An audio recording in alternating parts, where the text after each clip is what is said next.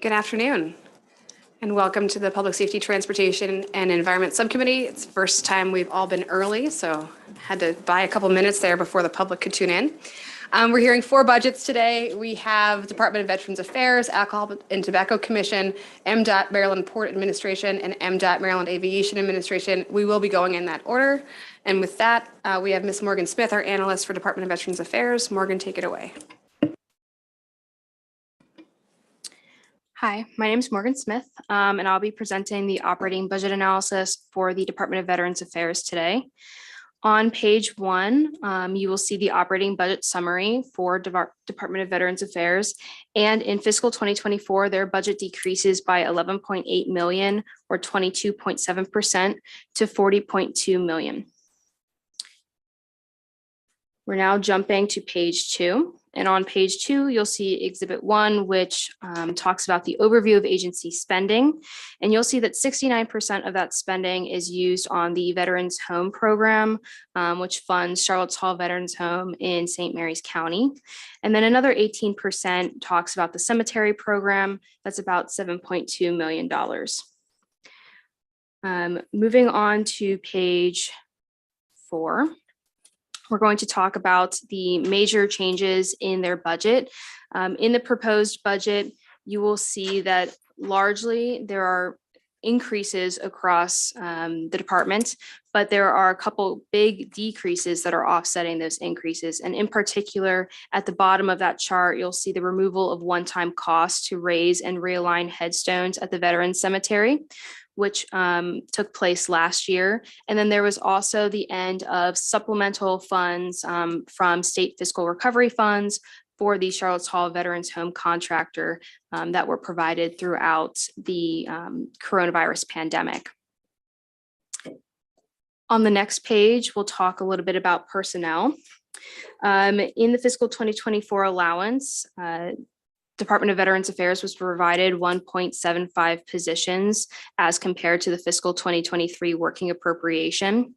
I want to note that these positions were actually added by deficiency rather than being completely new positions in fiscal 2024. They support the Bel Air Service Program Office. One of those positions is for a Veterans Benefit Specialist. And then there were other positions added, one to consult for the new Veterans Home, and the other as a short-term contract to support the commission to establish a Maryland Women's Veterans Memorial. The department has 15 total vacant positions. 10.12 vacancies are over their budgeted turnover, and 10 of those positions were housed within the cemetery program. Of those 10 positions, 9 of those positions are veteran cemetery caretaker positions, and DLS asked that MDVA comment on efforts to fill those vacancies. We're going to skip now to page 7. Page 7, you'll see Exhibit 3, which shows the Charlottes Hall Veteran Home Resident Census. Just like any other home across the state of Maryland, Charlottes Hall was hit very hard during the pandemic. They had fatalities, and then of course there were concerns from the general public about having family members live in communal living environments. And in addition to other factors that drove the residency down. So back in December of 2019, they were about 87% occupancy. And now in December of 2022, they were at 61% occupancy. So we are still seeing a decline in occupancy throughout the pandemic and now in the recovery of the pandemic.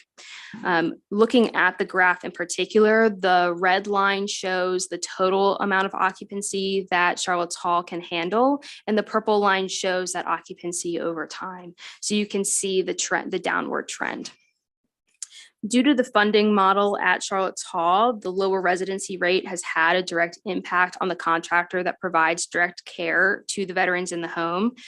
Federal fund reimbursements that relate to the number of beds in the home are sent directly to the management contractor, who then pays the department a bed lease of $18 per day. per bed. And this is particularly challenging because while the contractor is getting paid for each number of bed filled, they have to pay the department for every bed and not just the filled beds. Because of that, Exhibit 4 on the following page shows the revenue and expenditure challenges that lower residency is causing for the contractor.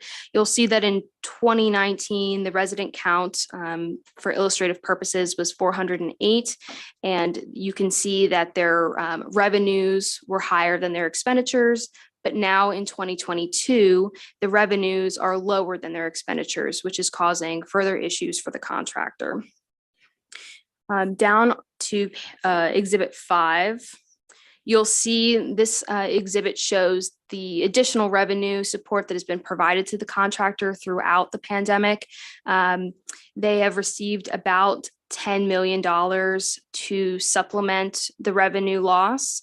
And the most important thing to note in this exhibit is that in 2024, we did not provide, or I guess I should say the General Assembly has not yet provided additional funding to offset those losses.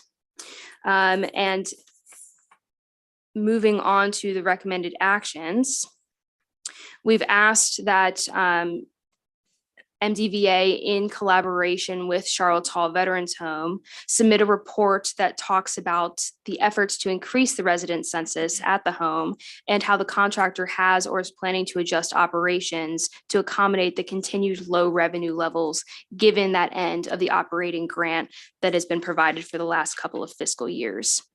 And with that, I will end my presentation, and I'm happy to take any questions. Thank you, Morgan. Questions for our analyst? Okay, seeing none, we have Acting Secretary Woods with us, Mr. Secretary, and whoever you'd like to bring. And you can start whenever you're ready.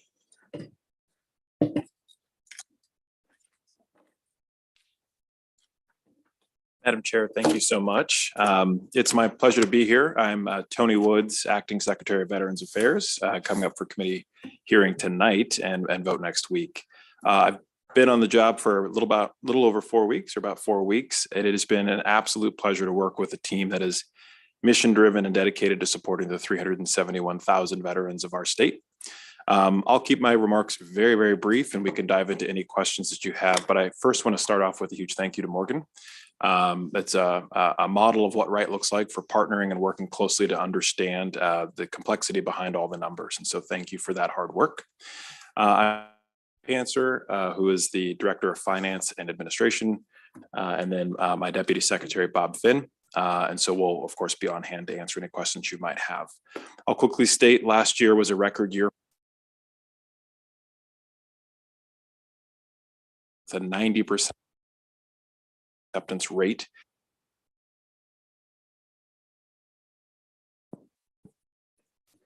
Great. On behalf of those that we filed claims for, we interred over 3,500 veterans and their dependents with dignity and honor. Caring for older veterans, which we can explore even further if you'd like. Assisting veterans in financial need with our Veterans Trust Fund, a program that is growing.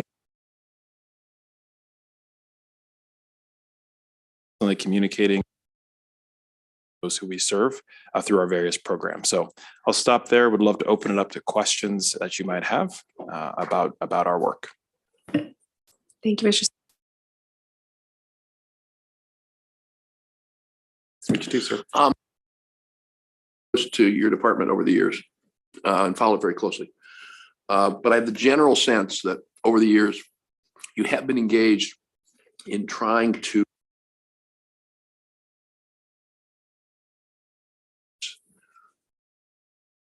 tell us a little bit about what, if anything, you're doing in those areas or what you're thinking of doing in those areas. Yeah, I'll flag this for Bob as well, but I'll start off by saying that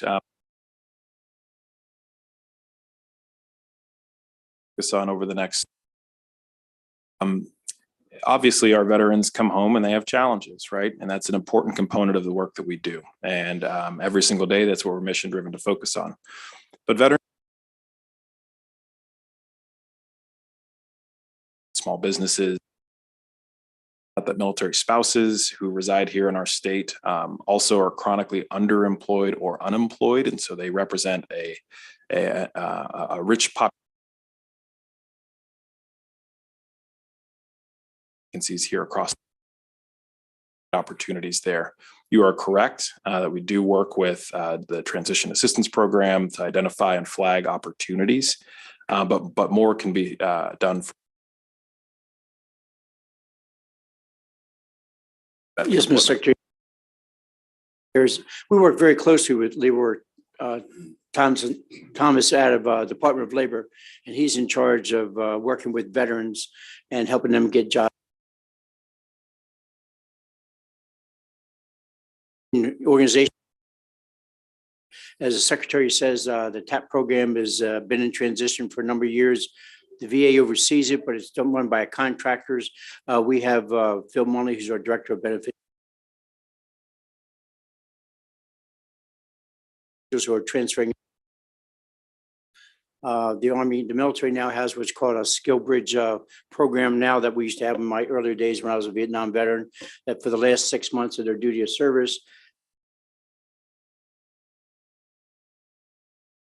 physician assistant, geographic bachelor located at Fort Riley, Kansas, but his family is in Clarksville, Tennessee, because he was a member of the 101st Airborne. So for this last 6 months, which will begin in June, he'll be going back and working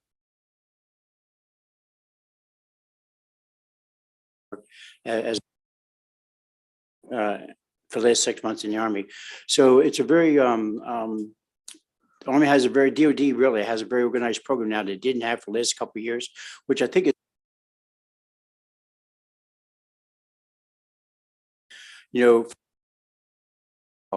transitioning. So, but Leroy Thomas is our main point of contact with us in order to connect with the veterans, and we're always constantly on the phone. I help work with the trust fund in the fund. Did last week where a veteran talks to us about, I got this challenge with paying my rent, but also I'm temporarily unemployed because I've been sick for 6 months. And I said, I just talked to somebody that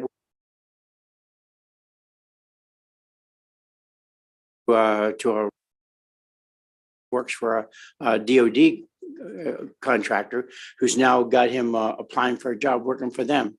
So that's a kind of, hand in hand, we work closely as in a partnership. Housing or their employment, we look at that whole veteran and look at them and say, what are your really needs? And that's why we refer them quickly as we can to a veteran service officer who can provide that total picture of what the veteran's needs are.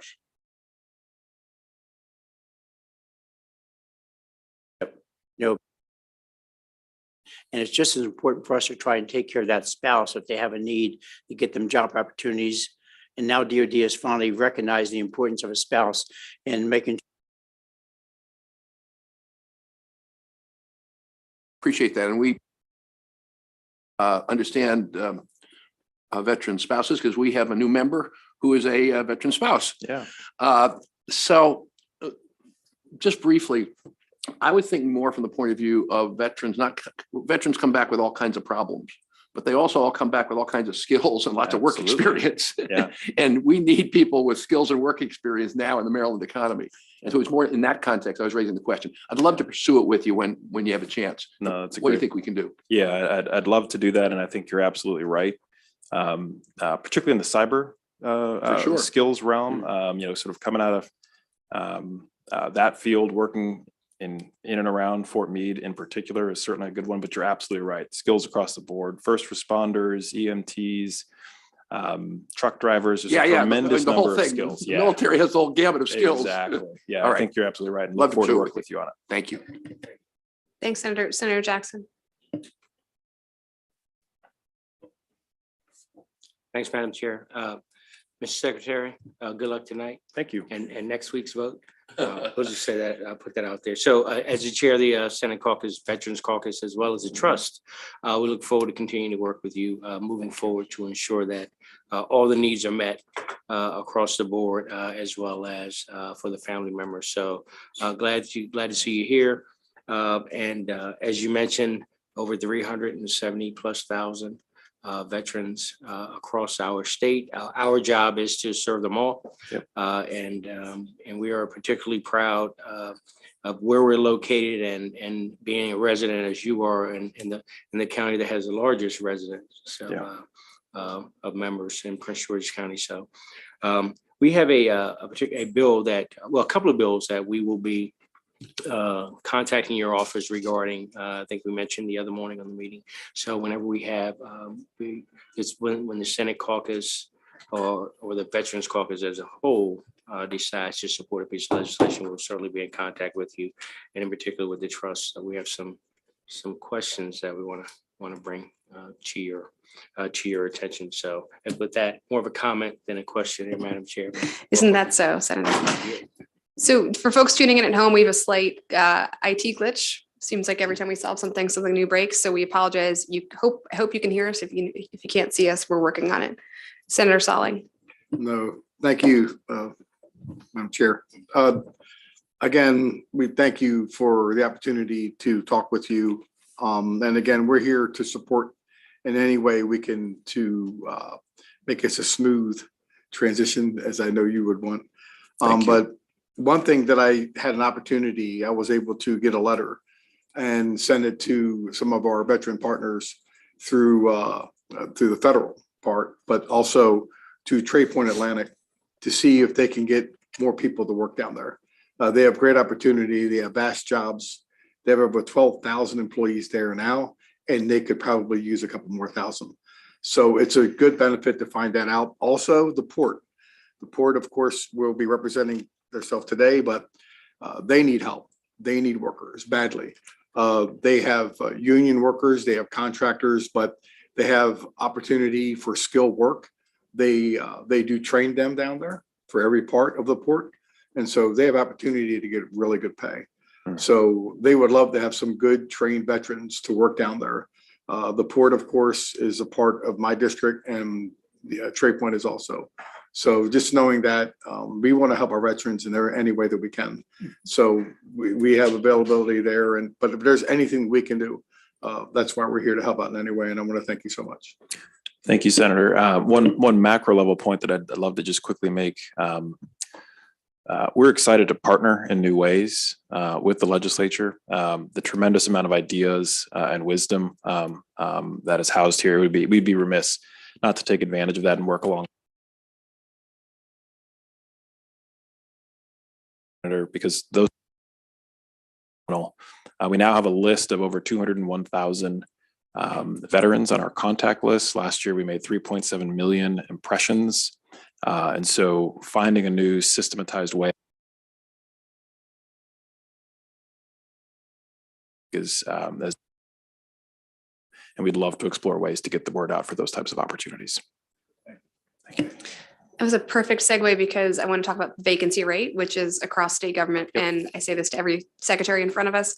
You inherited a lot of the challenge, compounded by COVID, but we'd love to hear when we meet this time next year, what would you like your vacancy rate to look like, and what goal and strategy should we hold your department to? Well, we do have a reasonable number or a manageable number of roles to fill. So my hope is that we could close that to zero vacancies. And that's a goal that I'd love for you to hold us to. I will say, obviously, we're working in a tough macroeconomic environment, particularly when you look at the caretaker roles. So one, I would say we appreciate DBM and working with the legislature to increase the pay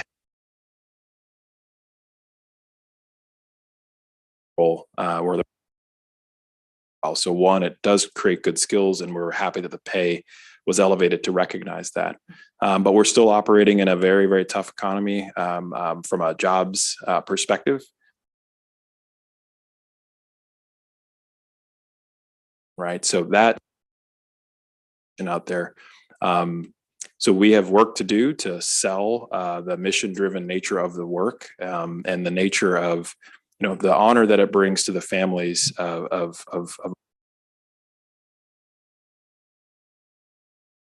focusing on market interesting new ways to view, we have a number of pins that are specifically dedicated for those who are formerly incarcerated veterans. So there might be interesting ways to expand that to make sure that we can help. But it is its role in many ways, and that's what we're going to focus on. Please. If I could add one thing, just as of today, I heard from the head of recruitment and examination at DBM. They are actually assigned solve the caretaker. It's really not, that's really the one major area we have, and they're assigning a resource for that purpose.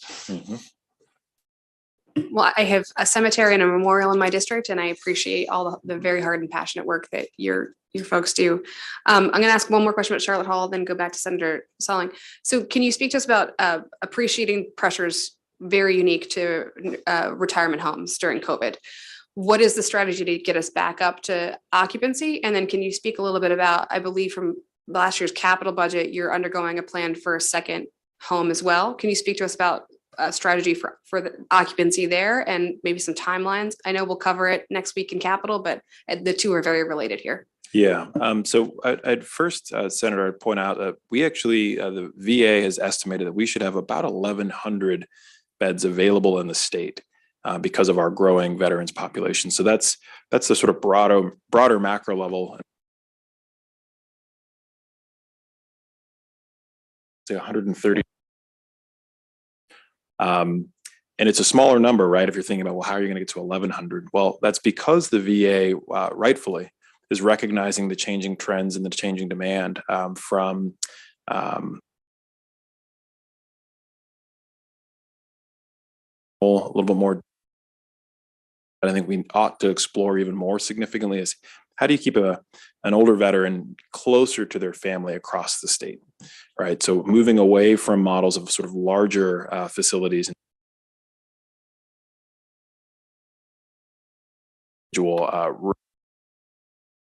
So, right, so shifting to meet that demand is one of the key things. You were right to point out Charlotte Hall has a declining census number from its capacity of, I believe, 440 beds to where we are about 200. Closely with the performance at the facility. And I will be completely honest about that, right? So we have recent CMS rating that has come out. So we're going to work closely with them on a turnaround strategy to make it a more desirable facility for folks to move to. On which we also think will be helpful in improving demand for that facility. Very much appreciate that. I think those were all my questions. Senator Selling, do you have anything else? Okay. Well, appreciate your drinking out of a fire hose, but we also love your enthusiasm and your department's dedication to serving our veterans and their families. So thank you very much. And we look forward to working with you. Thank you, Madam Chair. Thanks. Thank you. Okay, next up, we have Alcohol and Tobacco Commission. Again, we have Morgan. Take it away, Morgan, when you're ready.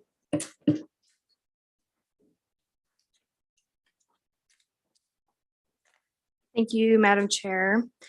I'm going to let Veterans Affairs leave. Okay, so on page 1, you'll again see the 2024 by about 21,000 or 0.4% to $5.8 million. We're going to move to Exhibit 1 on those allowance for fiscal 2022. 87% is used on personnel. And that funds regular and contractual full-time equivalent positions, of which there are 39.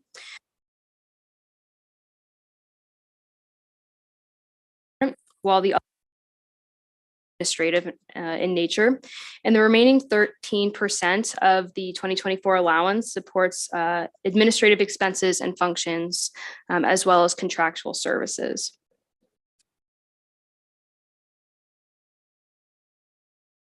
See Exhibit 2, budget for alcohol and tobacco. This shows the major changes in the budget. And you'll see that there were $157,000 allocated for other ways in that top section of the chart. And then we will move to the next page. The next page just shows that end of one-time purchase costs for is the big. Further down on that page, you'll see the personnel data. ATC did not have any changes in their personnel, and they are doing well.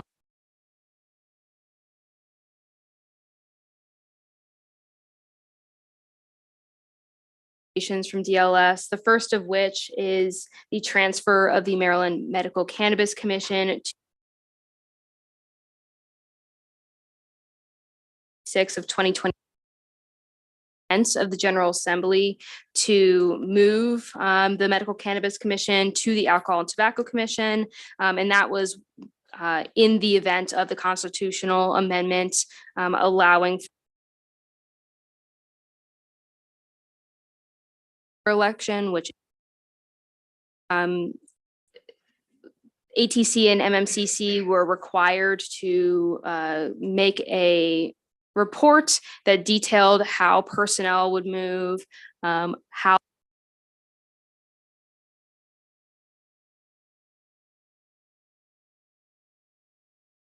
statuses they may have had by the date of transfer. And then in addition, they looked at things like how do we merge our administrative functions? How do we merge our human resources?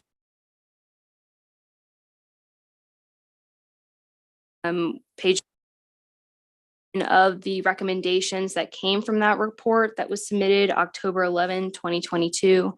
And I'll let you read through those at your leisure.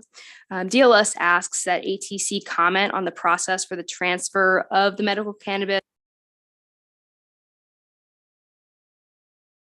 validation. The current fiscal 2024 allowance does not reflect a transfer of MMCC to ATC. Moving on to page 6, you will see Exhibit 3. And one of the goals of ATC is to deter the possession, sales, and transportation of both illegal alcohol and tobacco products across the state. And they aim to conduct 15% number of tobacco and alcohol product retailers respectively. In fiscal 2022, ATC inspected 19% of tobacco retailers and 10% of alcohol retailers, which did meet their goal. And 20% tobacco and alcohol retailers respectively. ATC has advised that this change in inspection activity is primarily due to changes in staffing when they transferred from the comptroller's office to ATC.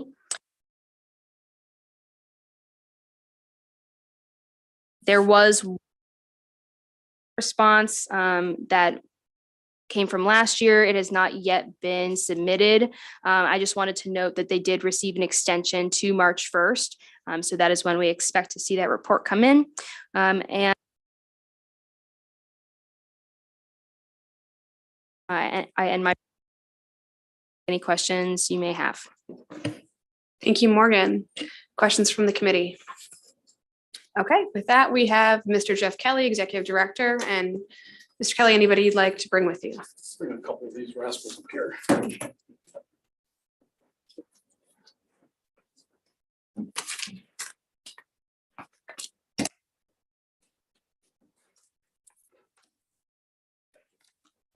Thank you very much, Thank Madam you. Chair and members of the committee.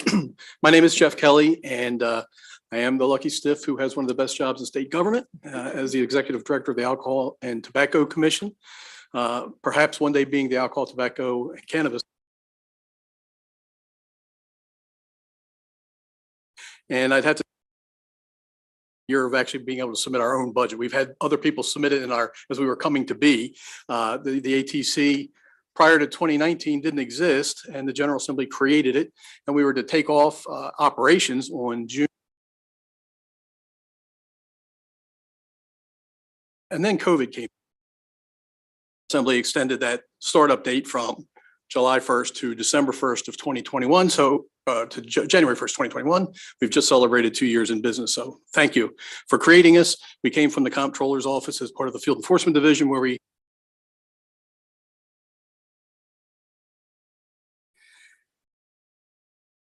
Ms. Smith, I really want to echo for the state. She's very, very helpful. She holds us accountable. Questions that you have to answer. But she does it in such a way that done right. And I think she in the General Assembly very, very well. Bear with me just a second. So when we became the Alcohol Tobacco Commission, the goal was to stand up a new commission, stand it up as quickly as we could, and do it with minimal interference to our industry. On the outside, happening because January didn't look any different than December 31st from their perspective. Ms. Morgan commented, though, that we have reduced the output. We've met our goals, our managing for results goals, but that we reduced significantly that output. It's simply because when we left the Comptroller's office, personnel of around full-time equivalents in the field, again, on December 31st, but on January 1st, we had about 8. So we reduced rather significantly our field personnel, and subsequently our MFR numbers were changed to match that. Each of the following years. This subcommittee's help gave us an additional 7 agents and 1 additional administrator. So thank you very much for that.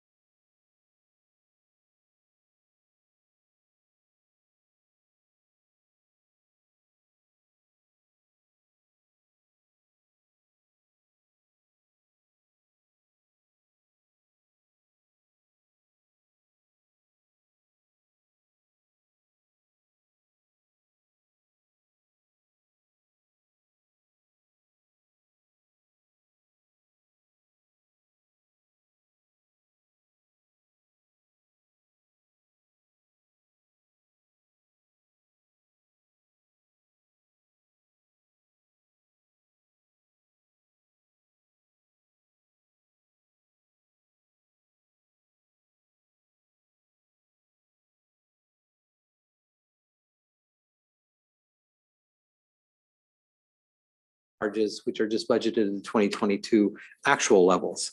So there's not a lot of growth outside of those two areas.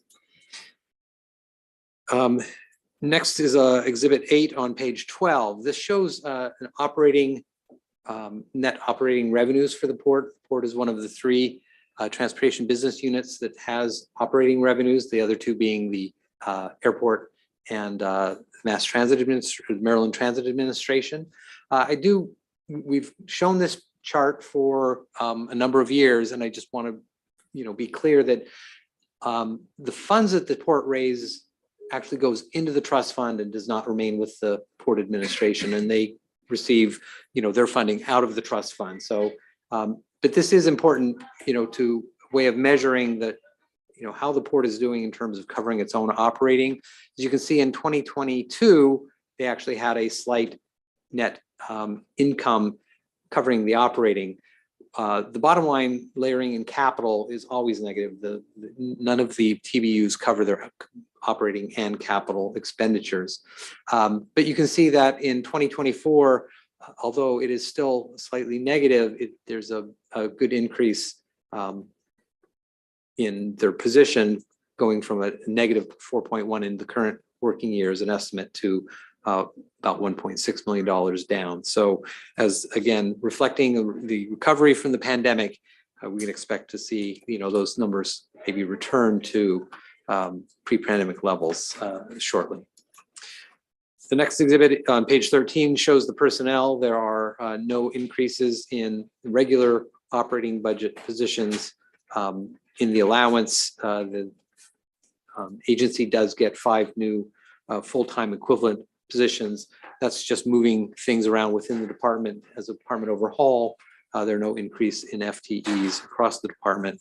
So this just shows where they expect they might need it in that coming fiscal year.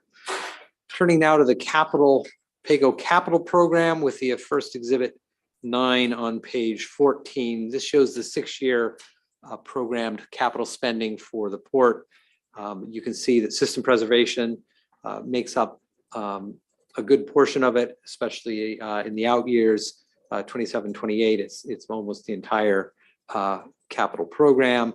The expansion efficiency red bars that you see in 24, 25, and 26 is largely driven by the Howard Street Tunnel project, which is why those large spending amounts in the next few years. That now turns us to Exhibit 10 on page 15, which shows all of the 2024 capital projects for the port. As you can see, the Howard Street Tunnel project up at the top, $165 million in 2024. Total cost of that project remains unchanged from last year at 466, as does the state commitment, although there have been cash flow changes, which the overview of cash flow is shown on Exhibit 11 on page 16. You can see that in the current year working appropriation, there's a decline from the budget as introduced last year, and then a large increase showing in 2024. This is, as I just mentioned, due to the largely due to the Howard Street Tunnel project. Exhibit 12 on page 17 shows the cash flow changes from last year budget as introduced to this current year working. You can see the Howard Street Tunnel project decreases by $117.8 million in that step. But then we look at the next cash flow, which goes from the current year working to the allowance, and back at the top is the Howard Street Tunnel project coming back in. So again, these are not new dollars in 2024. This is just, the schedule didn't pick up as quickly as they had expected when the 23 budget was introduced. That's why its cash flow drops in the current working, then comes back in.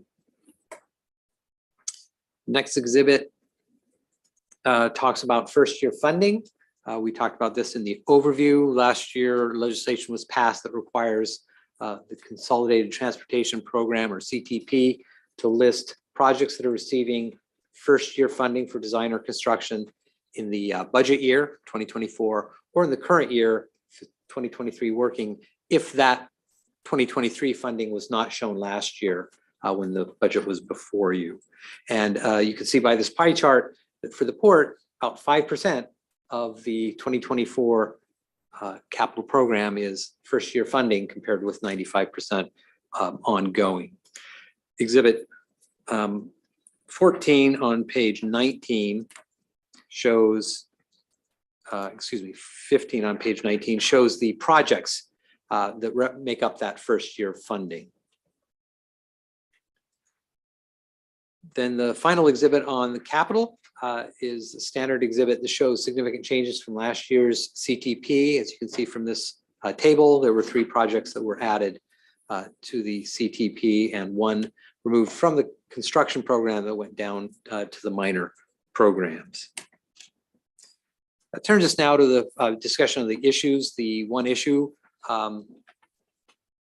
that I discussed, and this is not an issue that's a problem. I just thought it was a very interesting project to bring to your attention. Last October, the port received authorization from the Board of Public Works to purchase a large piece of property directly adjacent to the Cox Creek dredged material facility, 136.5 acre parcel. The port intends to use this property to support the development of innovative reuse of dredged material. The purpose of that is to divert dredged material from the containment facilities, which are expensive to build and operate. And by diverting some portion of that stream, they can actually save money. The purchase of this was not a fee simple exchange of cash. The property had been part of a larger parcel known as Hawkins Point Plant that had been used for many years for the manufacturing and packaging of titanium dioxide. Those operations stopped in 2009 and all of the facilities on that piece of property have been demolished. However, the manufacturing process did generate hazardous waste that is under regulatory oversight by the Maryland Department of the Environment. And so in lieu of purchasing it outright with cash, the Port Administration agreed to share in the remediation costs of that hazardous materials with the seller, Tronx Holding, with the Tronx Holding covering 62% of the estimated $75 million remediation cost and the port covering the other 38%. This spending for the port share is about $28.5 million expected to occur over the next 10 years. Those $28.5 million are fully programmed in the current CTP and again, expected the remediation to take place over 10 years. One might say that's a lot of money to pay for a piece of property, but the port has indicated that under the current costs for placing dredge material into containment facilities of between $20 and $25 per cubic yard. Once this facility is up and running, they expect to be able to divert about 500,000 cubic yards per year. And so over 20 years, that would be a savings of $200 million to the state. So when you look at it in those that kind of basis, it does make a lot of sense. And we've just asked the port to brief the committee on the types of activities it expects to use with this piece of property. The recommendations are found on page 23, and they're both for the operating and the capitals to concur with the governor's allowance. I will note that there is a brief overview of or update on the Howard Street Tunnel project at the end. As I had mentioned, that project remains on schedule now and on budget with no change except in the cash flow. That concludes my presentation, Madam Chairman. Thank you, Steve. Questions for our analyst? Okay, seeing none, we have Acting Secretary Wiedenfeld and Mr. Bill Doyle, Executive Director of the Port. Wherever you'd like to start. Great, thank you. Good afternoon, Madam Chair and members of the committee. For the record, I am Paul Wiedenfeld, Acting Secretary of the Maryland Department of Transportation. As this committee is aware, the Maryland Port has continued to play an integral role in the maintaining our nation's supply chain. Our port has remained efficient, positioning itself to avoid backups and delays that other ports have seen around the country. The port's had significant achievements over the last year. So I will hand it over now to Executive Director Bill Doyle to give you a few highlights from the port. and address the issues and recommendations of the analysts. Bill? Good afternoon, Chair Elfrith and committee members. And thank you, Acting Secretary Whitfeld. Let the record reflect, my name is William Doyle, Executive Director, Maryland Port Administration, Port of Baltimore. I would also like to thank our DLS budget analyst, Mr. Steve McCullough.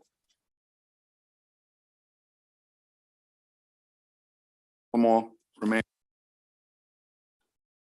with over 139,000 jobs connected to the port activity, where Marylanders make good paying, family supporting wages 9.5% higher than the average wage in the state. The Port of Baltimore remains the #1 in the nation in automobiles and light trucks, and #1 in roll-on, roll-off heavy equipment and machinery. The port ranks 9th in the nation in overall international cargo value and 11th in overall international cargo tonnage.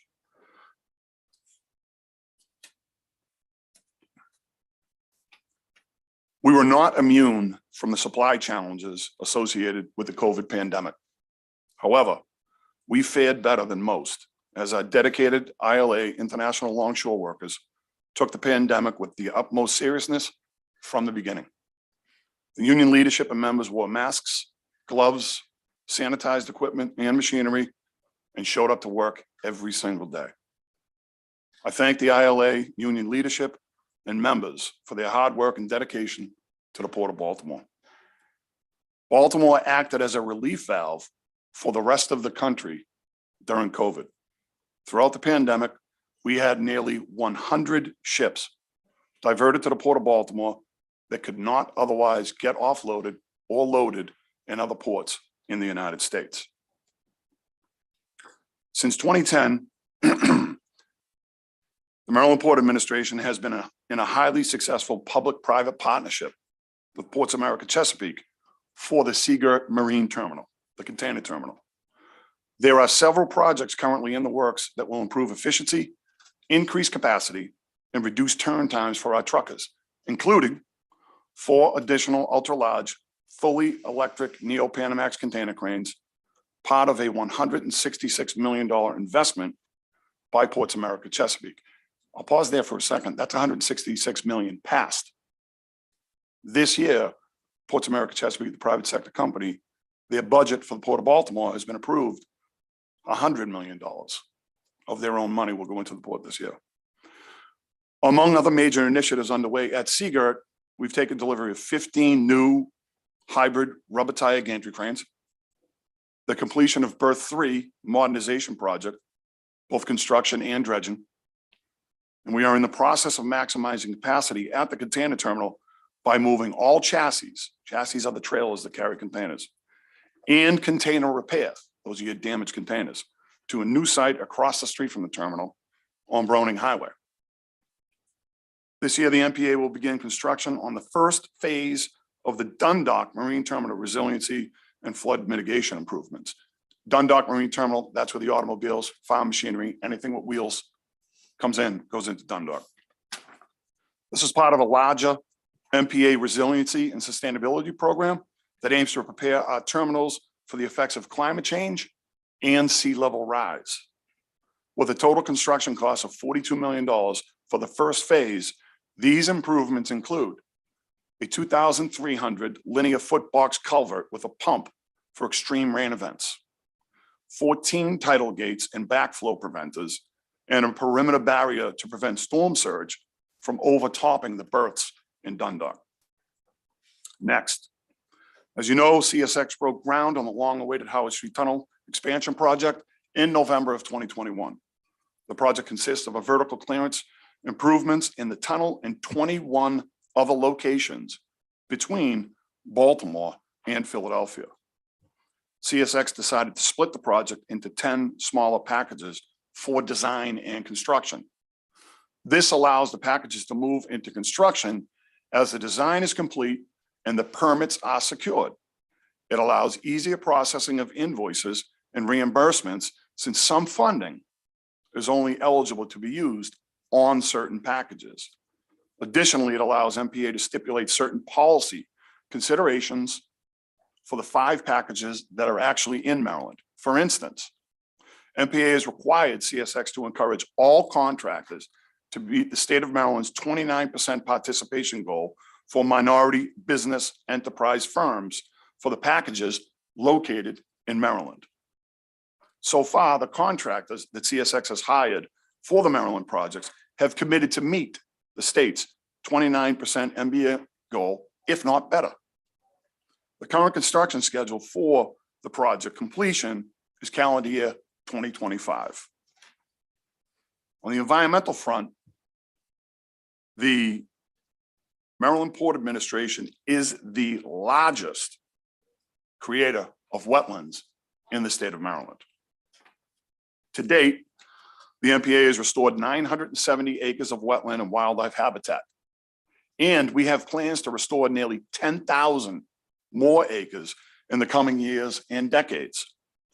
Once Poplar Island reaches capacity in 2032, the Mid-Bay Islands will accommodate nearly 2 to 3 million cubic yards of sediment dredged annually from the Maryland Chesapeake Bay approach channel. The first phase of construction at Barren Island will soon be underway. Pre-construction engineering and design are underway for James Island, with construction anticipated to start in 2025. Inflow of material at James Island is anticipated to begin in 2030 when Poplar Island is complete. For harbor dredge material, basically the Francis Scott Key Bridge and around and all the way into the inner harbor, the MPA is investing in innovative reuse of dredge material as a key component to the long-term success and sustainability of the port. We have provided dredge material for daily landfill cover at the Quarantine Road landfill in Baltimore City. We have provided loam and topsoil material for the restoration of Ridgely's Cove Park in Baltimore City. And we have plans to provide material for the shoreline restoration of the reimagined Middle Branch in Baltimore City. Port of Baltimore was awarded a $1 million grant from the MPA for the diesel reduction program. The funds will help replace 4 yard trucks, 6 forklifts, 1 mobile welding unit, and 3 heavy-duty electric dray trucks. These dray trucks will be the first electric-powered systems trucks to serve the Port of Baltimore. We are closely tracking the Mid-Atlantic Hydrogen Hub Consortium. This group is applying for a portion of the $7 billion Hydrogen Hub funding available from the Infrastructure and Jobs Act federal program. The companies and NGOs involved with the Mid-Atlantic Hydrogen Hub include Dominion Energy, Constellation Energy, Exelon BGE, and the Center for Community Engagement, Environment, Justice, and Health with the University of Maryland, and the Commission on Environmental Justice and Sustainable Communities, part of the MDE. With respect to air emissions in the port, we are tracking the evolution of marine fuels and sourcing. Ships predominantly run on marine gas oil, low sulfur diesel. However, there are over 150 ships right now on order being constructed by 2030 that will be running on liquefied natural gas. Using LNG as a marine fuel emits 0 particulate matter while the vessel is in port. We have been working with Berkshire Hathaway Dominion Cove Point in Maryland to scope LNG fueling options for vessels that call on the Port of Baltimore. Being a good community partner is very important to us. We have a great community partner in the Living Classrooms Foundation.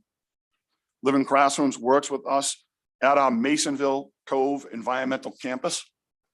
They develop hands-on activities and classroom curriculums for local students to learn about Masonville and the local environment.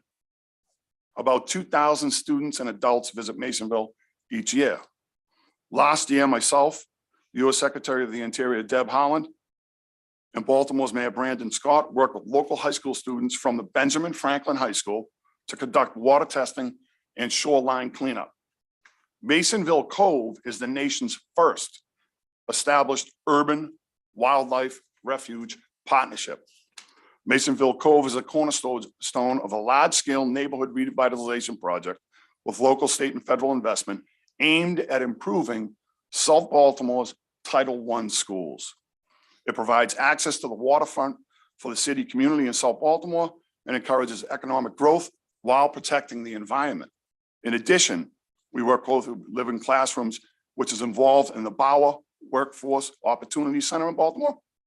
This project provides hands-on training for adults who have faced barriers in their lives that have prevented them from progressing in the workforce. The training is for warehousing operations, where students learn how to operate forklifts and the ins and outs of sorting, packing, and stocking. This facility also teaches resume writing and interviewing skills and provides itself in job placement. We're also very happy to be involved with the Ministers Conference Empowerment Center in Baltimore. Affiliated through Morgan State, this is a great economic development initiative led by Baltimore community, industry, and education leaders. The MPA helped to secure grant funding from the federal government for the MCEC Cradle to Career Pipeline. This program is providing youth and adult career counseling, workforce training, and employment opportunities in technology and transportation careers, including vocational opportunities at the Port of Baltimore. The funding is also allowing the MCEC to make physical improvements to school and teach tech center facilities, upgrade broadband, and provide more internet access. This was the Elijah Cummings in Cherry Hill School for Maritime. They're trying to get to a second generation of that. Finally, through our partnerships with Ports America Chesapeake, we provide needed equipment and tools for community groups such as the Agri-Hood Plantation and Park Heights, the city of Park Heights, that Agri-Hood Garden Center, and the Black Yield Institute for food.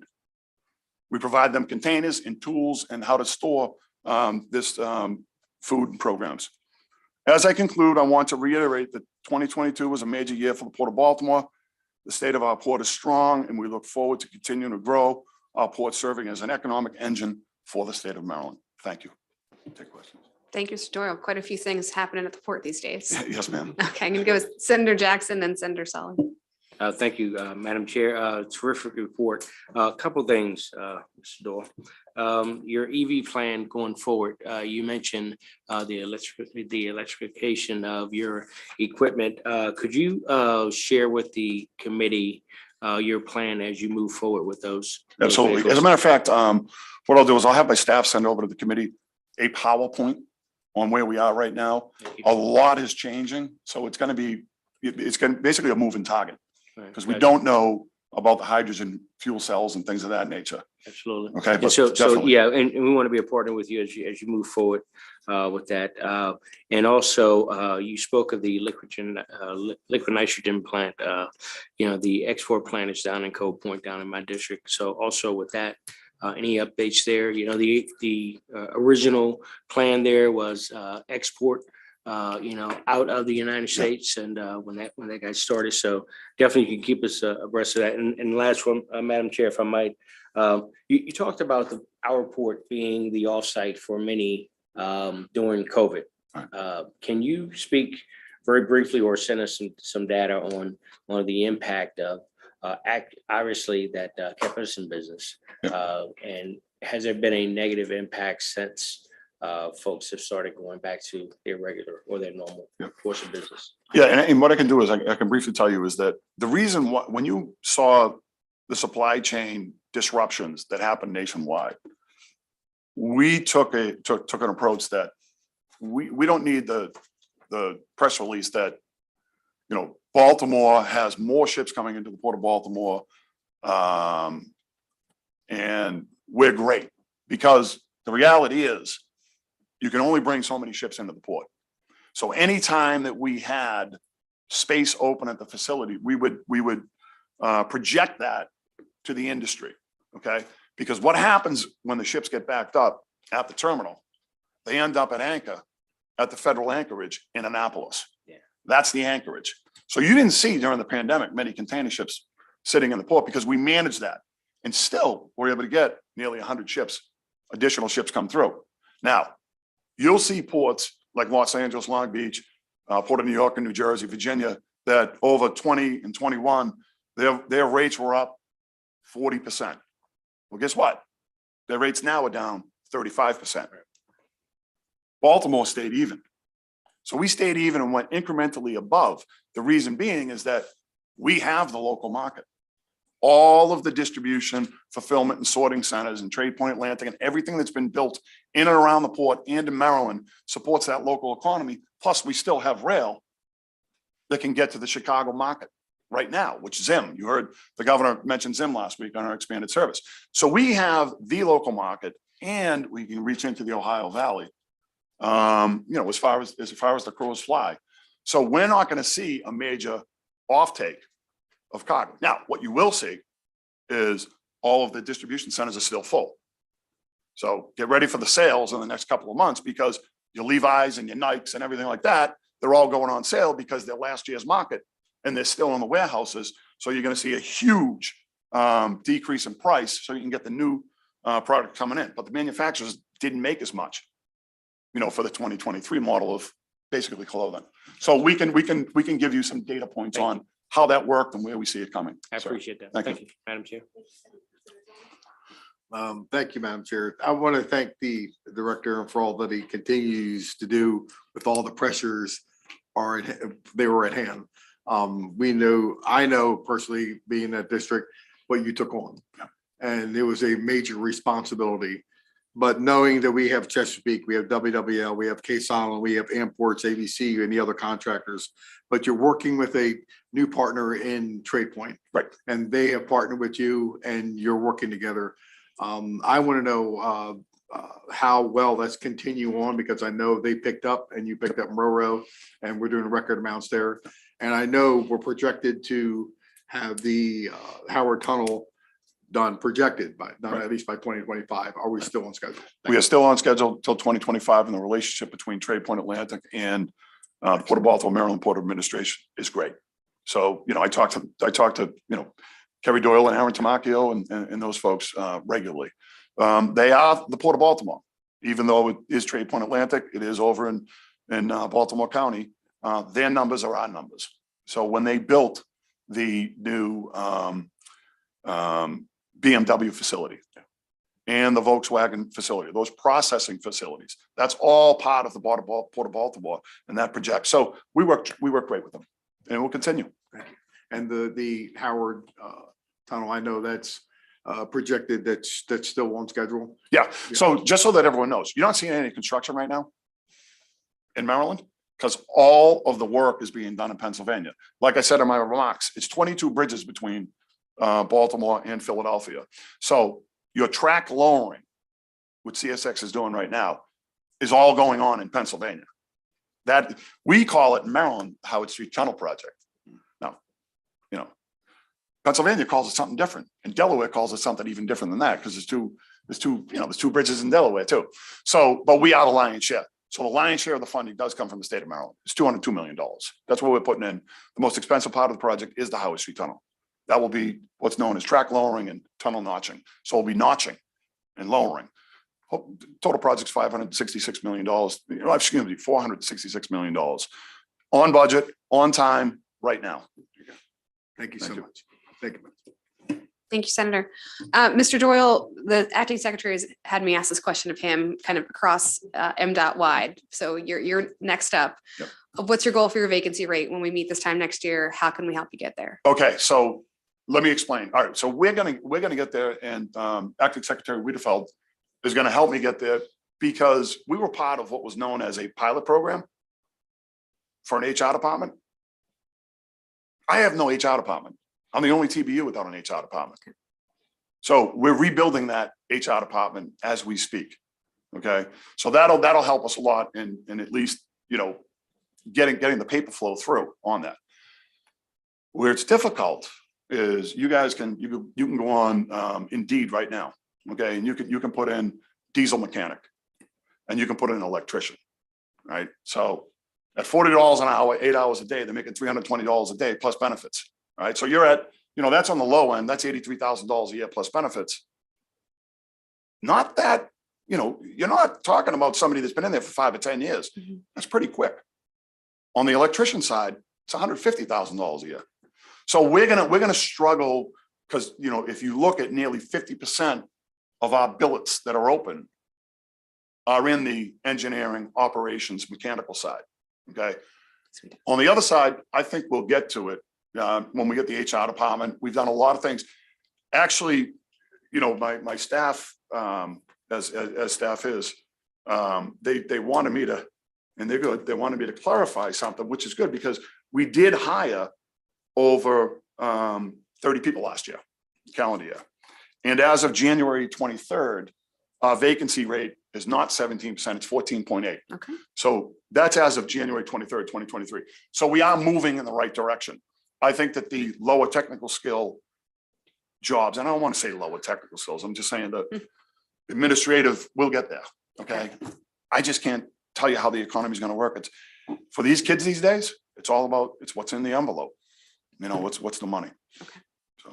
And we appreciate that nuance and the differences in your, you know, types of vacancy rate. Do you want to give me a number or lower than 14.8? All right, yes. So look, I mean, if we could get so if it's 50-50, right? If we can get it down 50%, I'll be happy, but it's that technical one. So okay. if we what was that number?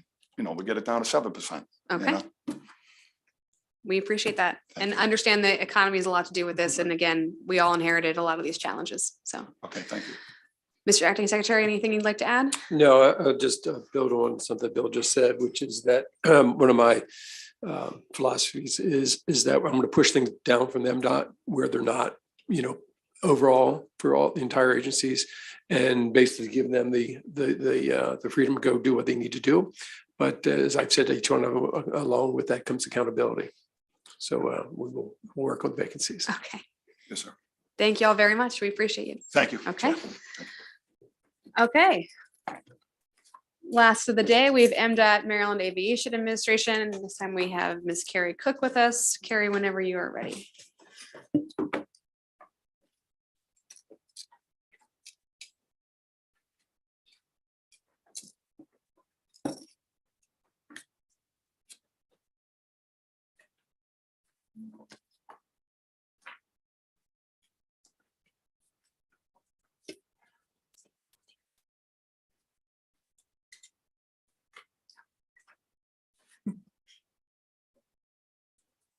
All right, there we go. Now we're in business. Thank you, Madam Chair. So again, for the record, Carrie Cook from Department of Legislative Services presenting the analysis for the Maryland Aviation Administration. Just a very quick overview to start here. The operating budget for fiscal 2024 increases 15.7 million or 7.4% to 227.6 million. And the KGO capital budget increases 6.5 million or 4.4% to 155.3 million. And just a quick preview, we will be discussing two issues, one regarding the concessions contract at BWI Marshall Airport, and also a follow-up on coronavirus related effects to the aviation industry statewide. So as the committee recalls, MAA has the responsibility for aviation activity throughout the state. That includes Baltimore, Washington, Thurgood Marshall Airport, BWI, as well as the second state-owned airport, Martin, which is a aviation reliever airport, as well as provides air support for the Maryland Air National Guard and the state police. The agency also distributes regional aviation grants throughout the state for your small county airports. So moving on now to the managing for results section. The first exhibit shows total passengers at BWI for the calendar year. So you can see here that in 2022 estimated, they are having a very strong recovery there. And the agency projects that they will be very, very close within 0.4 million of their pre-pandemic levels by 2023. It does say estimated for 2022 there, but that is going to be very close to the final figure there. And then moving on to exhibit 2, which is on page 6.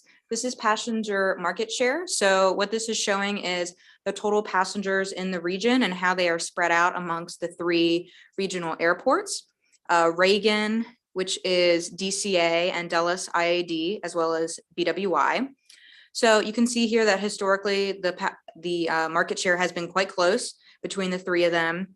Historically, Reagan, which is DCA, has been a little bit ahead, and you can see in 2020, BWI, which is the blue bar there, did get the edge at around 45.2%. They have seen that go down in the past 2 years a little bit, down to 33.6%, the estimate for 2022. So I'm just asking the agency to comment on current and planned efforts to keep BWI competitive in the regional market, continue to attract more passengers. And then the last managing for results here is Exhibit 3 on page 7, cost per enplaned passenger. So this is an industry ratio that takes into account various costs associated with managing the terminal and the airfield. And this is actually reimbursed back to the airport from the airlines. And both airports and airlines have an incentive to keep this as low as possible. So you can see here in 2020, BWI avoided a quite dramatic spike that the other two airports in the region saw during that time. And in 2022, or fiscal 2022, excuse me, it is starting to bring it back down towards 2019 levels, whereas the other two airports in the region are keeping pretty steady. So they are doing quite well in that measure there. And then just touching briefly on fiscal 2022 closeout, it was higher than expected by around 14 million. That was due to increased costs for winter operations, things like de-icing the planes. But again, that is reimbursed by the airlines that are using the facilities. And MAA also received 4 million from the Airport Improvement Program, which is part of ARPA in fiscal 2022. So moving on to fiscal 2024, the budget before you now, this is Exhibit 4 on page 8. So you can see that the vast majority of their funding here is going towards BWI operations. We have a small slice here for Martin State Airport and a little bit for the regional aviation grants as well. On page 9, just a quick summary of their change in their proposed budget. They are seeing an increase for personnel costs, as I'm sure you're seeing across all the agencies. We also have an increased amount in airport security. This security is provided by MDTA Police, Maryland Transportation Authority Police, and the reason for the increase here is due to some collectively bargained salary and benefit increases in MDTA. So it's the same services they're providing, it's just the personnel is costing a little bit more. And then they also have some increases projected in their utilities costs, again, just due to inflationary changes as well as some DBM budgeting guidelines. Moving on to the special fund revenues and expenditures. This is Exhibit 6 on page 11. So as the previous analyst Steve mentioned, MAA does track their revenues and expenditures, but all their revenues go into the Transportation Trust Fund, which is shared between all the MDOT TBUs, and they pull that money out for their special funds operating program as well. So you can see here that their total revenue is expected to go up by 14.5 million in 2024. And the net revenue is expected to increase by 12.3 million. And that's just reflective of their projection for continued passengers coming back to the airport. And while it's not evident in this chart, I did just want to point out as well that the concessions revenue, which is right here for 2022, severely outpaced their expectations. They projected that last year. This is actually over double their projection. And that is mostly due to parking, more people coming back to the airport, getting those parking revenues, as well as where people are parking in the hourly garage versus the long-term parking as well. Moving on to their personnel on page 12, they had no change in their regular positions. They did have 1.5 added full-time contractual positions. Yes, 1.5 more from the previous year. And that was due to just a couple contractual positions shifting amongst the TBUs within MDOT, as Steve mentioned as well. So moving on to their capital allowance here, Exhibit 7 on page 13 shows the total 6-year plan and this year's consolidated transportation program. The total amount for the 6 years is 1.18 billion. That is an increase of 280 million over the previous program. previous year's program. And that's mostly due to several major projects which are appearing in the program for the first time. And I will get back to that in just a moment. The next exhibit is on page 14. This is the PAYGO allowance by fund. So the blue bars there are the Transportation Trust Fund, their special funds, federal funds, and then the other is mostly from airport revenue bonds that they issued recently, and those are mostly going to cover the baggage handling project, which they're going to address in their agency testimony. Next, I just wanted to briefly talk about the IIJA and the funding enhancement. So IIJA is the current federal authorization for transportation projects. So it's both the formula regular funding that all transportation agencies get, as well as the competitive discretionary funding. The agency has pursued competitive funding through the Airport Improvement Program, and they have programmed $182 million over the 6-year period in IIJA funds coming in. And the full list of the projects that they expect to receive that funding is in the appendix. Moving on to Exhibit 9, these are the programs that are receiving funds, PAYGO capital funds in 2024. You can see the amount they're getting in 2024, as well as the total estimated cost of the project and the total estimated cost that's being covered in this current 6-year program. Exhibit 10 shows the cash flow changes. So this shows you the difference between the original cash flow as presented in last year's session, the 2023 legislative, versus what they're currently working with now, the 2023 working, and this year's allowance. So the reason that it is increasing, you can see the yellow there, the special funds. That is due to some funds in fiscal 2022 that were not spent on certain projects due to delays. So they just carry those funds over to this year to keep the projects moving. And you can also see in the 2024 allowance, the increase in other funds is due to a passenger facility charge that is currently pending with the Federal Aviation Administration. Moving on now to Exhibit 11 on page 17. There is a new requirement for all the agencies to report in the CTP on projects that are receiving funding for the first time, whether that be first-year design funding or first-year construction funding. So you can see here that that is 22% of projects funded in fiscal 2024 are being funded for the first time. And then this next table, Exhibit 12, is projects that are receiving first-year funding either in fiscal 2023 or 2024. Exhibit 13 on page 19 shows the major changes from the previous CTP. So these are the projects that are appearing for the first time in the CTP, as I mentioned earlier.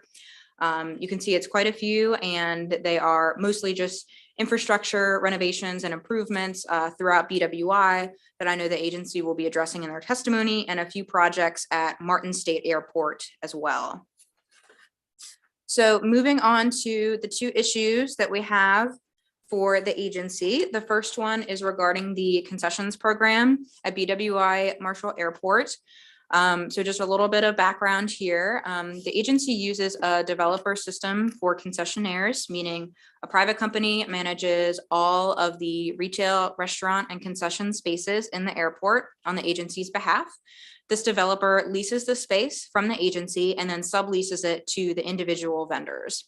So a company, Fraport, has had this contract since 2004. They manage quite a bit of space. It's over 160,000 square feet. And 149 different individual locations. This contract has been extended several times. It was originally set to expire a few years ago, and currently it is set to expire in March. On May 31st, the agency, 2022, the agency released an RFP for a new contract. They were originally scheduled to recommend the award on November 1st. There were 2 addendums that were subsequently released to this contract. In July, they made a change to the company experience requirement, allowing a combination of people instead of a single person to fulfill the experience requirement in the RFP. They also increased the annual rental rate, the amount of leased space, and clarified the minority business goal requirements. And then there was a second amendment in August that made a technical change regarding the documentation standards and how those had to be audited and certified. So the current vendor, which is Fraport, did file a lawsuit regarding this procurement process in Anne Arundel County. The parties have agreed to a stay until February 15th, 2023, and further agreed that a new contract would not be recommended until 60 days after that date.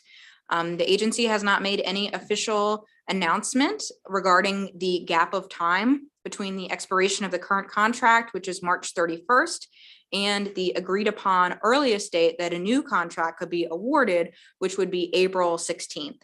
So DLS is asking the agency to comment on its plans for that lapse period between the conclusion of the current contract and the awarding of the new contract, how the lawsuit may impact services for passengers at BWI, if at all, and any fiscal impacts to the agency that may result from the litigation or any potential delay in awarding the new contract, any emergency contracts that may come before BPW, et cetera.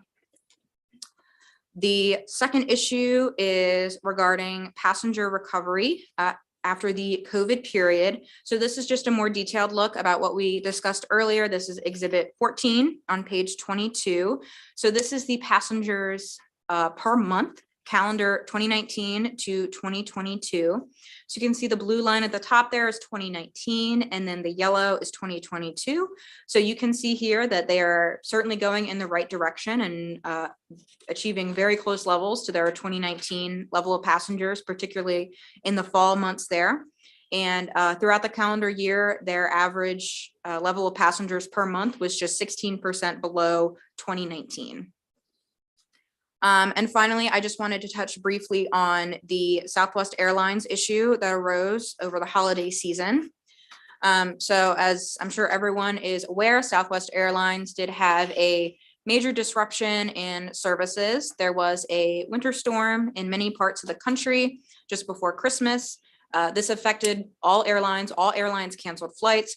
However, Southwest had this sort of cascading scheduling crisis in which they were not able to recover from this.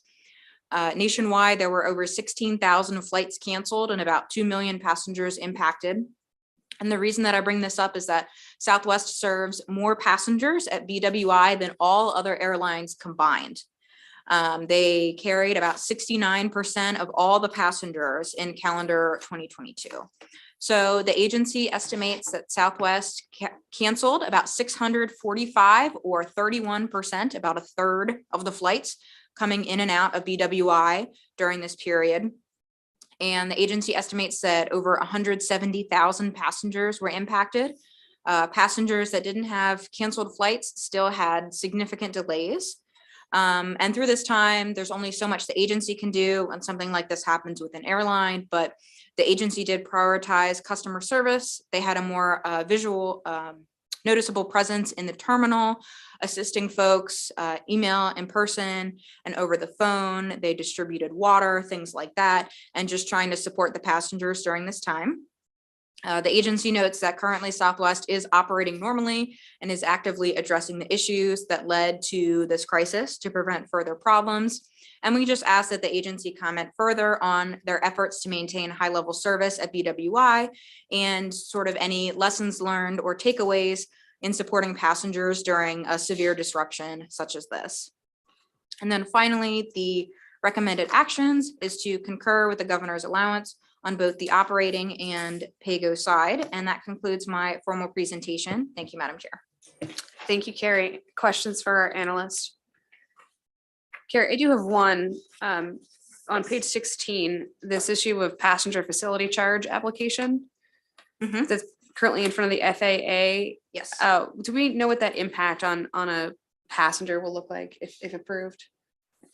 I do not have that in front of me, but I'd be happy to grab that for you. It is, I know it's not approved yet, and it may be something the agency can address as well. Okay, thank you very much. Any other questions for Carrie?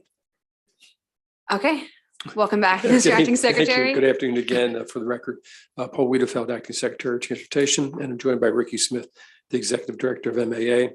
BWI Marshall remains a vibrant, airport in the Washington, Baltimore region, and it's an economic engine for the state of Maryland. And our success relies on a strong partnership we have with Southwest Airlines and all airlines at the airport. Rick and his team continue to advance major capital projects some that were mentioned, as well as to support the growth of BWI. For example, the new Southwest Airlines aircraft maintenance base project will be Southwest's first East Coast maintenance base and demonstrates the long-term commitment by Southwest to this airport and to the region. That is a very big win for BWI Airport. So in closing, before turning over to Ricky, I can say from personal experience, having operated the airport for 10 years, that the safety and security of the customers and the employees has always been the number one agenda for us at MAA and at BWI. And I just want to thank the MAA team for doing that, obviously through COVID and just all the ups and downs that it goes through every day with terrorism, everything else that it deals with. So I just want to thank them for that. So with that, I'll turn it over to Ricky to give more detail. Thank you, Ricky. All right, thank you, Paul. Good afternoon, Chair, members of the committee. Thank you for the opportunity to present MAA's 2024 budget request. My name is Ricky Smith, and I am the Executive Director, CEO of the Maryland Aviation Administration.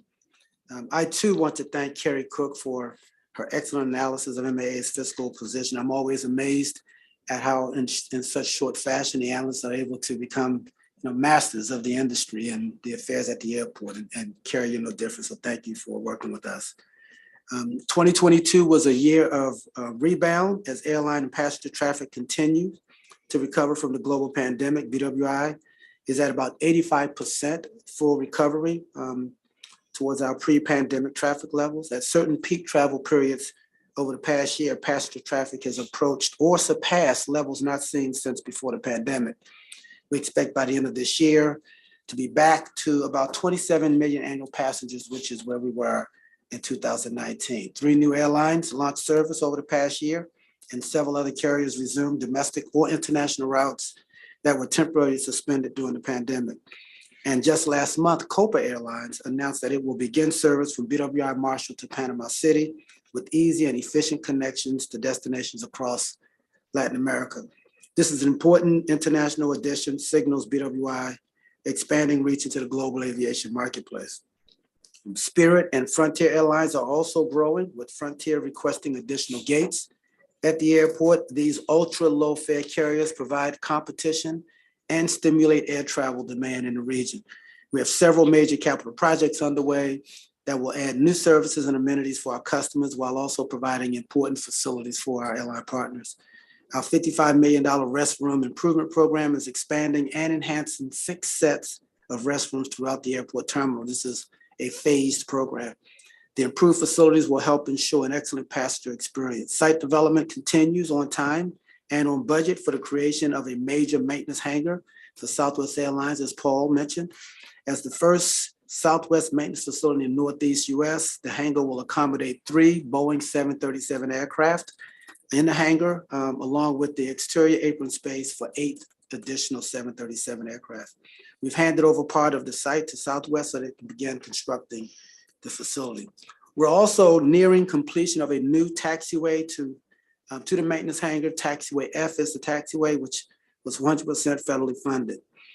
And the major multi-year Concourse A, B, and baggage handling system program will transform the passenger's experience and provide additional capacity for Southwest Airlines. This is the largest single capital project in the airport's history. It will introduce a new state-of-the-art baggage handling system, as well as new food and retail options, restrooms, and a direct connection between concourses A and B. Martin State Airport, too, has recovered quite well as the general aviation and corporate aviation sectors return to the skies. Over the last several years, Martin has been a commercial success and a profitable enterprise. Unfortunately, the aviation industry ended 2022 on a sour note with the well-publicized Southwest Airlines meltdown. We're confident that those passengers who had terrible holiday travel experiences will be compensated by Southwest Airlines. Many of them have. I think in my conversation with the CEO of Southwest, he said some 97% of the passengers had already been reimbursed, and that that those passengers will return to the skies to fly again. In fact, as part of its compensation, to disrupted passengers. Southwest Airlines provides 25,000 rapid rewards points. That's frequent flyer points in Southwest Airlines system. Those points can add up to as many as 2 free round trip flights. USDOT is examining the airline's response to this crisis. We are certain that the airline will make the changes needed to ensure a better passenger experience. Going forward, we believe we are well positioned for further recovery and growth. Our 2 largest airline partners, Southwest and Spirit, have strong balance sheets, and their industry, the industry consensus is that leisure travel will recover faster than business travel, and low-fare carriers like Southwest and Spirit will lead our road to recovery. Our airport parking business is back to surpassing pre-pandemic levels in terms of revenue generation. And later this year, we will accept 8 new electric buses to support our parking operations and sustainability efforts. So MAA is climbing out of the pandemic, and we're looking ahead. Carrie did mention 3 issues that she would like for me to respond to, and so I'll be happy to respond to those now. Issue number 1, MAA should comment on its plans for the period between conclusion of the current contract and the awarding of the new contract. And so we are examining 3 options for maintaining oversight of the food and retail program after the March 31st expiration of the existing contract. Options may include extending the current Fraport contract over a long-term period, allowing the current Fraport contract to hold over on a month-to-month basis. There's a provision in the current contract that allows us to do that, or contracting a new temporary service provider until the new solicitation is completed. So again, we are evaluating those 3 options, and we should be making a decision soon that we'll be sending up the ladder. MAA sees no material impact to services to passengers during this transitional period, because we will always have someone in place to oversee the program, and our tenants, their leases subleases will continue to be in place, and they will continue to operate and provide food and retail services. MAA does not foresee an adverse fiscal impact from the delay in awarding a new contract. Now, there may be an opportunity cost. However, the opportunity cost is difficult to determine at this point. The second question was the agency should comment on its efforts to maintain high-level services at BWI Marshall Airport and lessons learned in supporting passengers during service disruptions. And so despite the very challenging economic period, MAA continues to attract new entrants to new markets. The 3 new airlines launched service at BWI Marshall in 2022, including Avello service to New Haven, Iceland Air service to Iceland, Reykjavik, Iceland, and Play also offering service to Reykjavik, Iceland. During 2022, MAA also saw 4 additional airlines restart service that was suspended during the pandemic, including Air Canada, British Airways, Condor, and JetBlue. Ultra low cost carrier Frontier has added 6 routes since the beginning of 2022. And as I noted earlier, last week, Copa Airlines announced new service to Panama out of BWI Marshall Airport, opening service to Latin America. So due to constraints with the baggage handling system in the terminal, supporting Southwest Airlines operations, MA has embarked on the Concourse AB Connector and Baggage Handling System project to provide additional facility capacity to support Southwest Airlines growth plans at the airport. Facility expansion projects, albeit at a smaller scale, are planned to support growth plans for Spirit Airlines as well. The industry experienced several significant events over the last several months that caused considerable traffic disruptions. It is important to note that these disruptions were attributed to the airlines or an airline or the FAA, not the Maryland Aviation Administration. This is true for BWI Marshall as well. In response to each event, MAA coordinates with the pertinent airline or the FAA to improve coordination efforts. A particular point of discussion during the recent Southwest Airlines incident involves strategies for improving notifications to the airport, in this case BWI, that issues are developing. We feel that had we known farther in advance that the issues were developing, we would have been in a better position to provide expanded services to the airlines and, more importantly, the customers that were affected. The third question was the agency should comment on current and planned efforts to keep BWI Marshall Airport competitive in the region and attract more passengers. Well, Kerry talked about our cost per enplanement metric. We will, that is a competitive advantage, a structural competitive advantage that we will enjoy for a very long time. It enables us to be more attractive to low fare and ultra low fare carriers. Reagan National Airport, or DCA, has a use it or lose it slot rule. And those rules were reinstated in October 21. Airlines had to operate the same level of flights that they did during pre-pandemic, regardless of whether demand merited the service or not.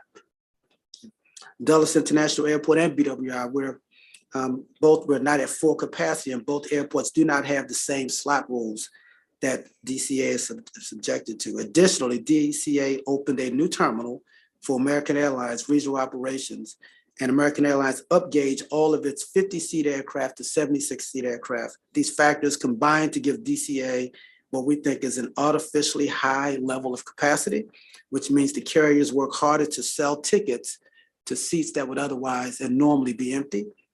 This results in a less expensive ticket and more passengers flying out of that airport. Additionally, at the onset of the pandemic, our largest carrier, Southwest Airlines, was a bit more ambitious than perhaps they should have been. They operated a larger percentage of its flights than other carriers, which explains why our share was highest during 2020.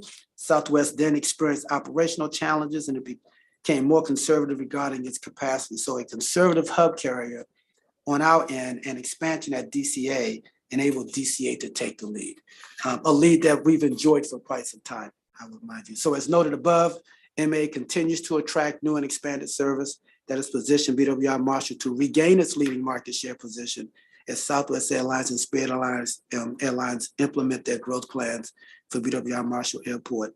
I'll close by saying we do concur with the analyst recommendation for both the operating budget and the pay-go budget. Thank you again for allowing me to provide an update on MAA. That completes my presentation. Thank you, Mr. Smith. Senator Stalling. Thank you, Madam Chair. Thank you, Mr. Secretary and Director.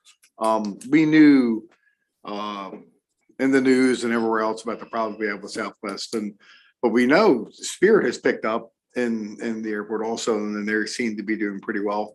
I know our federal partners are looking into this, and I just want to know what we could do to try to make sure, because we know other airports affect the airport, and the communication is so important. So what can we do differently, and how can we better communicate to our customers to try to make sure that we're kind of ahead of this, or just finding ways to accommodate them? Thank you, Senator. Very good question. So I think we have a rather aggressive outreach and information sharing program with our customers. The key here is you can only communicate what you know, right? And so to the extent that we know in advance that issues are developing, which is normally the case when there's a service disruption.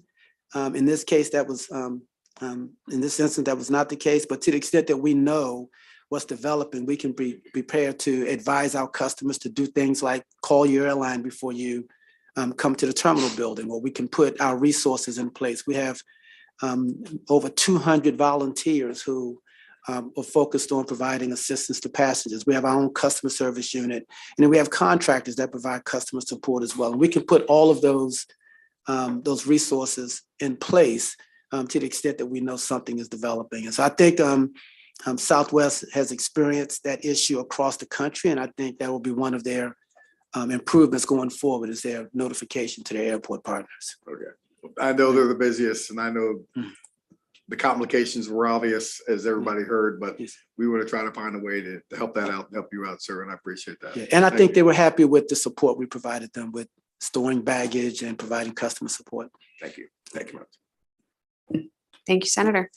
Mr. Smith, can we talk about your vacancy rate and goals, and where would you like to be a year from now? Can you maybe speak to some of the nuances of what that breakdown looks like and some of the challenges or opportunities you may have in closing it?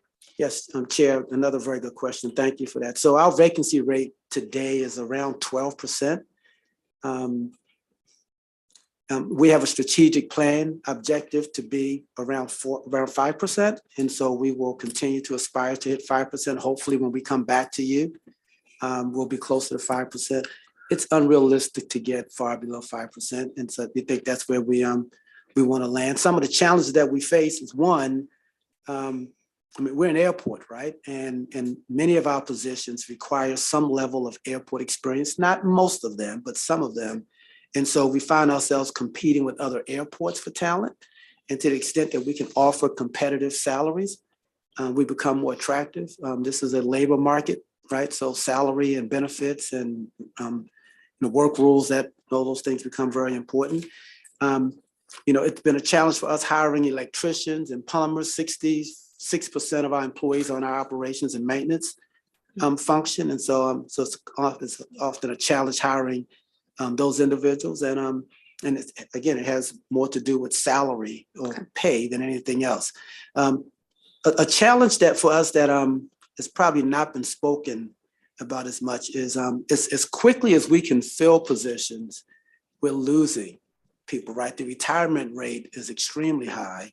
And that's no different at MAA. We find key employees or many of our employees retiring at a faster clip than normal. And so we're often recruiting to try to fill positions just to keep up with retirement alone, for example. So I think we'll get ahead of it. I think the market is going to get better, and we're certainly doing a better job now at our recruitment efforts and targeting partnerships with other organizations to help us identify talent. And so hopefully when I'm here next year, I can report a vacancy rate close at 5%. We appreciate that. Can you speak to the passenger facility charge? I'm just curious if that's going to be an extra charge on our constituents. It would be helpful to know that. So the Federal Aviation Administration authorizes airports to charge a passenger facility charge, or PFC, up to $4.50. That's the highest you can go, right? So that's our PFC, it's $4.50. So even when we do a new application for projects, we'll just continue to spend at the $4.50 rate. So there would be no impact, no increase in cost to the passengers. It's helpful. Thank you very much. Any other questions? Senator Sun? I'm glad you brought up for keeping our employees there. And I know it's a tough thing in most of our departments in our administration. And I know one big problem we have is aviators and trying to get people that are qualified, getting a training facility, which I know is a big task too. Is there something that we can do to help this out? Because we ask this question all the time, and we want to make sure that our aviators aren't overwhelmed. So if there's something we can do, if there's something that other states are doing that are better than us, maybe we can learn from that, but help us out so we can help you. Yeah. So a lot of, thank you. So a lot of the true aviator related positions are employees of the airlines or the FAA through the air traffic control tower or some of the other services. So we're not having challenges there. Our operations agents are about as close as we get to aviators than anything else. And MDOT worked with us to reclass those positions to give them significant upgrades. And so we're comfortable there. There was a time when we were losing good talent to other airports, but we're in a good place there. But we try to work with the airlines to help them get the word out that they're recruiting for pilots and mechanics and what have you. Many of members of my team are very active in the industry. And there's an expansive industry effort to try and help the FAA recruit candidates for air traffic control jobs and other avionic related positions. And so we're doing whatever we can, but our challenge right now is keeping our own employee functions filled, and we're working hard to do that. We're hearing that. Thank you. Thank you. Thank you much. Any closing thoughts for us? Just one, just coming again from the private sector recently on the vacancy rate, and eventually it's going to roll down to the cost of projects, to be frank. With the infusion of the dollars, particularly at the federal level, that in fact almost 20%, that's created tremendous pressure on attracting people at a certain level. So that's one of the issues, and particularly in this market, when you have Amtrak being very aggressive in CSX in case of Howard Street Tunnel, but you have the Frederick Douglass Tunnel, you have Union Station, you have Susquehanna Bridge that's about to come on, and they have the Gateway Project in New York. So that is, again, coming from that world. We are under tremendous pressure in the private sector to find people, and it's across the board. It's from obviously from the A&E world, the architectural engineering world, but from the construction side, from the maintenance side, all those things are under tremendous stress. So as we will continue to work on the vacancy rate, I think we also have to put it in the context of that, which I know you know, but I just wanted to put it in a record too. That's helpful. Thank you. Okay, see no other questions. Thank you all very much. Thank And that you. concludes our hearings for today. Committee, we have a few days off. We're back here on Thursday for an overview of the Chesapeake Bay, as well as MDOT MVA and Maryland Insurance Administration here at 1 p.m. on Thursday. Thank you.